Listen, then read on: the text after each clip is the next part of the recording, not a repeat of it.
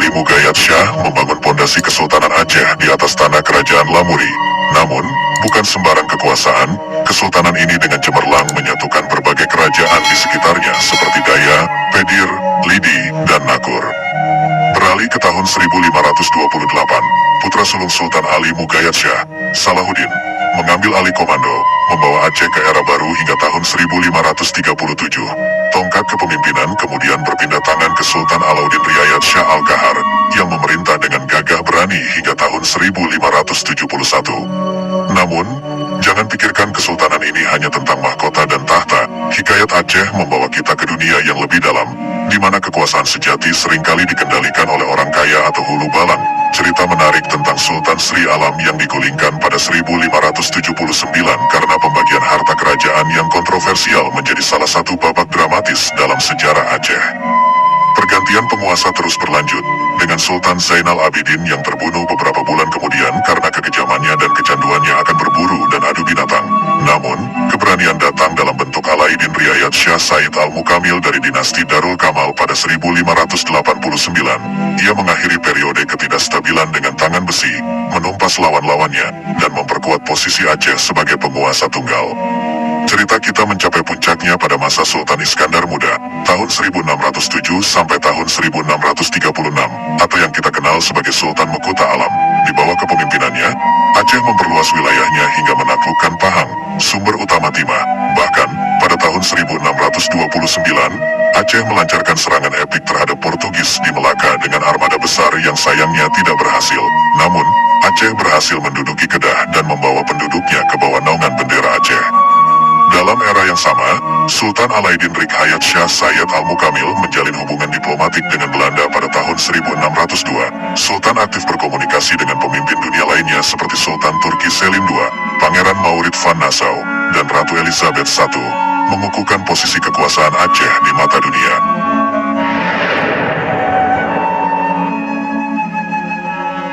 Apa yang menjadi faktor penyebab kemunduran Kesultanan Aceh? Kita akan menggali lebih dalam mengenai penguatan kekuasaan Belanda di Pulau Sumatera dan Selat Malaka, yang tergambar jelas dengan jatuhnya berbagai wilayah, termasuk Minangkabau, Siak, Tiku, Tapanuli, Mandailing, Deli, Barus, dan Bengkulu, ke dalam cengkeraman penjajahan Belanda pada tahun 1840. Keadaan semakin rumit dengan perebutan kekuasaan di antara pewaris tahta kesultanan. Menariknya, awal mula perebutan kekuasaan ini dapat ditelusuri hingga setelah kemangkatan Sultan Iskandar Sani. Bangsawan di Aceh ingin mengurangi kendali ketat Sultan dengan mengangkat janda Iskandar Sani sebagai sultanah, didorong oleh ketakutan akan kembalinya Raja Tiran, Sultan Iskandar Muda. Meski awalnya membawa kedamaian, keputusan ini membuka pintu bagi masa-masa sulit di Aceh. Aceh pada masa damai menjadi pusat perdagangan lada, yang membawa kemakmuran hingga akhir abad ke-19. Namun, terdapat perbedaan pendapat di masyarakat, terutama dari kaum Wujudiyah yang menginginkan penguasa laki-laki bergelar sultan. Puncaknya, perang saudara pecah, masjid raya terbakar, dan kota bandar Aceh dilanda kegaduhan. Di tengah pertikaian, Kadi Malikul Adil melakukan reformasi, terbentuknya tiga sagu, dan melemahkan kekuasaan Sultan. Perang saudara terus memainkan peran besar dalam melemahkan Kesultanan Aceh, dengan episode perebutan kekuasaan antara Tuanku Sulaiman dan Tuanku Ibrahim, Sultan Mansur Shah tahun 1857 sampai tahun 1870. Sultan Mansur Shah berusaha memperkuat kembali kesultanan yang sudah rapuh, menundukkan para raja lada dan mengirim armada untuk mempertahankan wilayah timur. Upaya diplomasi dengan Belanda dan aliansi dengan Turki serta Prancis juga dilakukan, namun kemunduran terus berlangsung dengan naiknya Sultan Mahmud Shah yang lemah. Upaya-upaya diplomasi untuk melawan ekspansi Belanda gagal, dan pada akhirnya, Traktat Sumatera pada November tahun 1871 menyatakan pembatasan Traktat London 1824 mengenai Aceh. Ini membuka jalan bagi invasi Belanda pada Maret tahun 1873, menandai babak baru dalam sejarah kesultanan yang pernah gagah berani.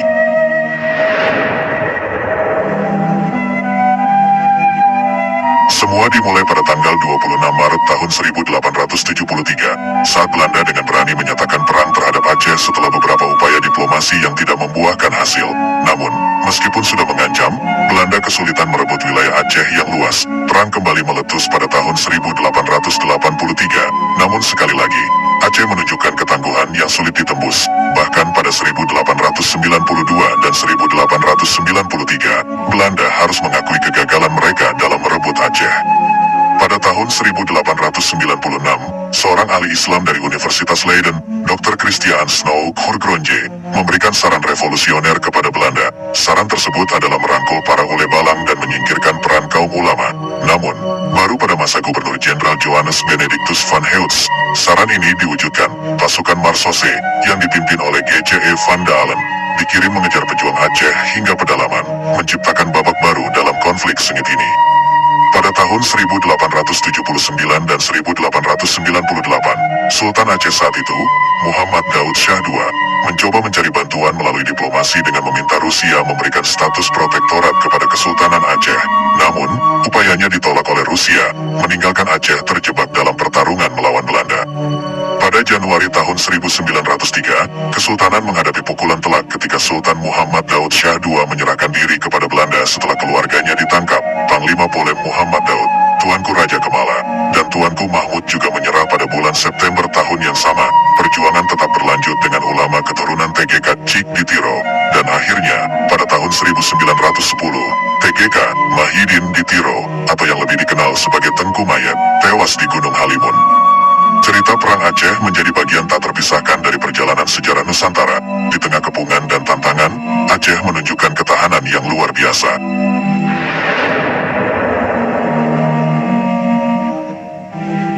Dengan pelucutan tahta Sultan Muhammad Daud Shah pada tahun 1907 dan pengusirannya ke Ambon, tanda keselesaian Kesultanan Aceh yang telah tumbuh subur selama berabad-abad pun berkibar di langit sejarah. Meski begitu, di ujung tahun 1930-an, semangat untuk menghidupkan kembali gemerlap monarki pun merebak, dengan wacana mengembalikan Tuanku Muhammad Daud Shah ke kota raja. Namun, seperti biasa, berbagai intrik politik dan tentangan dari Belanda merintangi langkah-langkah tersebut.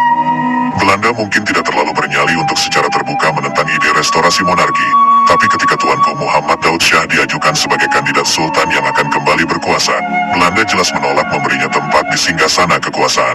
Mendapati hal ini, para pendukung restorasi monarki akhirnya menunjuk Tuanku Mahmud, mantan anggota Volksraad dan pejabat pribumi Aceh tertinggi dalam administrasi Belanda di Aceh, sebagai calon sultan.